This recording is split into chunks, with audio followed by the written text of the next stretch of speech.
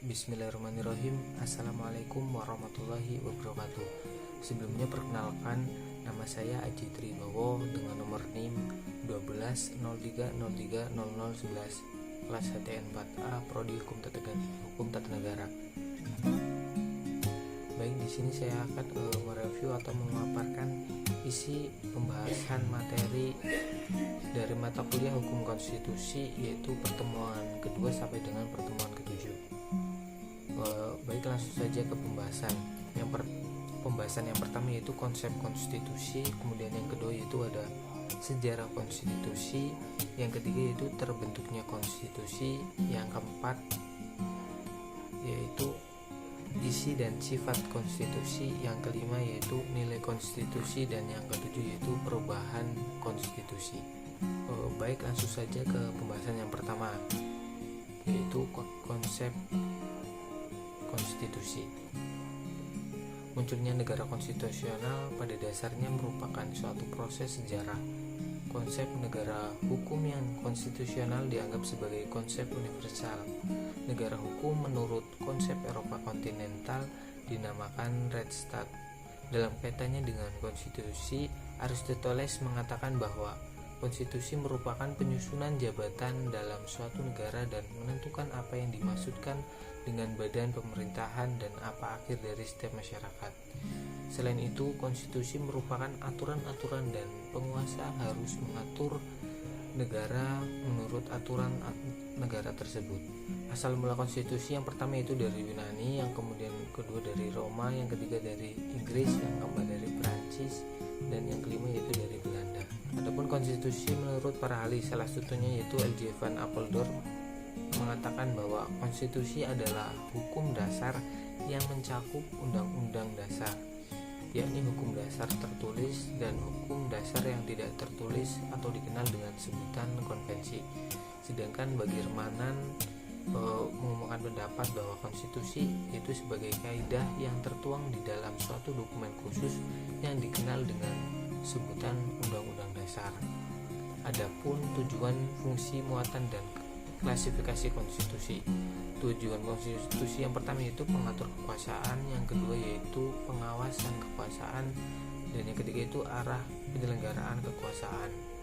Selanjutnya, fungsi dari konstitusi adalah jawaban berbagai persoalan pokok negara dan masyarakat. Selanjutnya, muatannya yaitu ada tiga. Yang pertama itu pengakuan HAM, yang kedua struktur ketatanegaraan yang mendasar, dan yang ketiga yaitu pemisahan atau pembatasan kekuasaan. Sedangkan untuk klasifikasi konstitusi menurut Keciwer, yang pertama itu ada konstitusi tertulis dan konstitusi tidak dalam bentuk tertulis. Yang kedua itu konstitusi fleksibel dan konstitusi rigid. Yang ketiga itu konstitusi derajat tinggi dan konstitusi tidak derajat tinggi. Yang keempat, konstitusi negara serikat dan negara kesatuan, dan yang kelima, konstitusi pemerintahan presidensial dan pemerintahan parlementer. Selanjutnya, prinsip dasarnya dari konstitusi yaitu jika hukum ideal adalah maksud, semangat, visi, misi, dan obsesi yang melatar belakangnya lahirnya dibuatnya aturan hukum yang seringkali berhubungan dengan tempat dan waktu di mana aturan tersebut dibuat. Selanjutnya, pembahasan yang kedua yaitu mengenai sejarah konstitusi.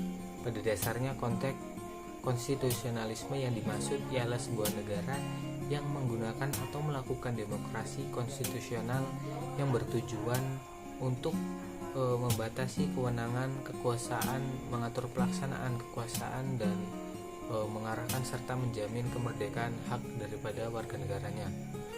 Oleh karena itu, dalam arti untuk menjamin pemerintah dan untuk yang diperintah. Kedudukan konstitusi yang pertama yaitu sebagai pembatas kekuasaan, yang kedua pengatur kekuasaan, dan yang ketiga itu penyamaan hak asasi manusia. Sejarah konstitusi yaitu dimulai pada sejak zaman Yunani kuno yang dapat dibuktikan dengan memperhatikan pendapat Plato yang membedakan istilah nomoi dan politeia. Nomoi berarti undang-undang, sedangkan politeia berarti negara atau dapat disepadankan dengan pengertian konstitusi. Selanjutnya, perkembangan dari konstitusi. Rule of law adalah prinsip hukum yang bahwa negara harus diperintah oleh hukum dan bukan sekedar keputusan pejabat-pejabat secara individual. Sedangkan restart dengan rule of law ialah terletak pada akar daripada perkembangannya sendiri. Rule of law berkembang dari tradisi hukum Inggris yang didukung oleh struktur kelas menengah yang kuat dan mengendalikan proses demokrasi di parlemen sebagai penyeimbang dari institusi dirasa lebih lemah.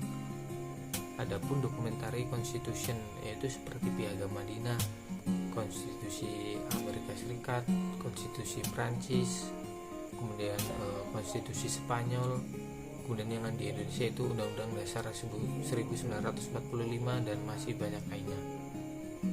Selanjutnya pembahasan yang ketiga yaitu mengenai terbentuknya konstitusi.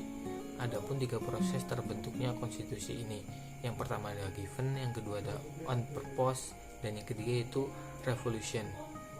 Menurut Nawiaski, Stats Fundamental Norm adalah landasan umum dari suatu tatanan hukum undang-undang dasar. Berdasarkan undang-undang dasar tersebut terbentuklah suatu undang-undang yang memberikan wewenang untuk membentuk suatu peraturan. Selanjutnya pembahasan yang keempat itu mengenai isi dan sifat konstitusi. Dalam hal ini ada pun beberapa tokoh yang berpendapat mengenai isi konstitusi. Yang pertama itu ada dari K.C. Ware. Ia berpendapat isi konstitusi yang pertama itu ada struktur umum negara atau kelengkapan negara. Yang kedua hubungan kekuasaan, dan yang ketiga itu hubungan negara dengan warga negara. Sedangkan menurut Bagirmanan, isinya yaitu yang pertama ada susunan dan gagasan negara, yang kedua alat-alat kelengkapan negara, tugas wewenang serta hubungan antara organ negara yang satu dengan yang lain, dan yang ketiga hubungan antara warga negara dan warga negara dengan pemerintah. Selanjutnya menurut Asti Mrianto, sifat konstitusi itu terbagi menjadi 6. Di antaranya yang pertama itu ada luas, kemudian yang kedua yaitu ada tegas, kemudian yang ketiga yaitu ada realistis, selanjutnya yang keempat yaitu idealistis, kemudian yang kelima yaitu konservatif,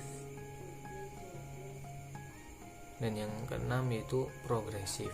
Selanjutnya itu pembahasan yang kelima yaitu mengenai nilai konstitusi. Nilai konstitusi adalah sebuah pengakuan atau penghargaan terhadap konstitusi yang ada di negara. Akan tetapi nilai itu bisa maksimal, pertengahan, dan atau bahkan ada yang tidak mendapat apresiasi dari negara itu sendiri. Adapun menurut Karl Lowenstein, nilai konstitusi itu terbagi menjadi 3 macam. Yang pertama ada normatif, yang kedua nominal, dan yang ketiga itu semantik. Dan selanjutnya pembahasan yang terakhir atau yang keenam itu mengenai perubahan konstitusi. Adapun cara perubahan konstitusi terbagi menjadi 5 macam. Yang pertama itu ada revolusi, yaitu suatu gerakan yang menghendaki perubahan total terhadap keberadaan sebuah negara termasuk dengan konstitusinya. Yang kedua perubahan arti dari kalimat yang tetap, yaitu penafsiran ulang terhadap sebuah konstitusi. Yang ketiga perubahan formal, perubahan yang melalui proses resmi dan sesuai peraturan yang sah. Kemudian yang keempat keputusan hakim, contohnya di Indonesia yaitu seperti adanya lembaga Mahkamah Konstitusi, yang mana lembaga ini yang berwenang dalam perubahan konstitusi jika diperlukan dengan proses dan ketentuan yang panjang. Kelima yaitu kebiasaan konstitusi. Kebiasaan konstitusi ini dalam suatu negara sudah dianggap tidak relevan, maka menjadi sebuah sarana untuk dirubahnya konstitusi. Adapun beberapa faktor pendorong yang mendorong perubahan konstitusi dalam sebuah negara, diantaranya yaitu yang pertama perkembangan peradaban, yang kedua yaitu perang, yang ketiga krisis ekonomi, yang keempat negara kesejahteraan, dan yang 5 pandangan masyarakat. Selanjutnya amandemen formal terbagi menjadi 5. Yang pertama itu pada umumnya konstitusi bersifat kaku atau rigid dengan tujuan.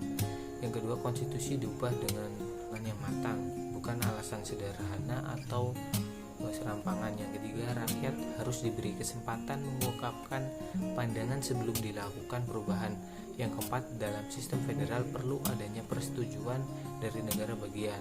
Yang kelima hak individu dan masyarakat harus tetap dilindungi.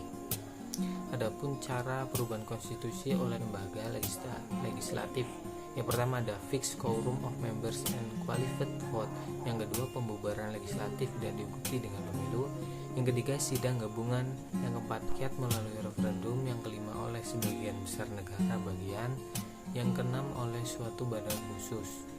Selanjutnya bentuk-bentuk perubahan, yang pertama itu ada pergantian atau renewal, pergantian total dengan sebuah konstitusi yang baru, yang kedua perubahan amandemen, yaitu menambah ketentuan, mengurangi ketentuan, dan mengubah ketentuan. Mungkin itu saja yang dapat saya sampaikan, kurang dan lebihnya saya mohon maaf. Wassalamualaikum warahmatullahi wabarakatuh.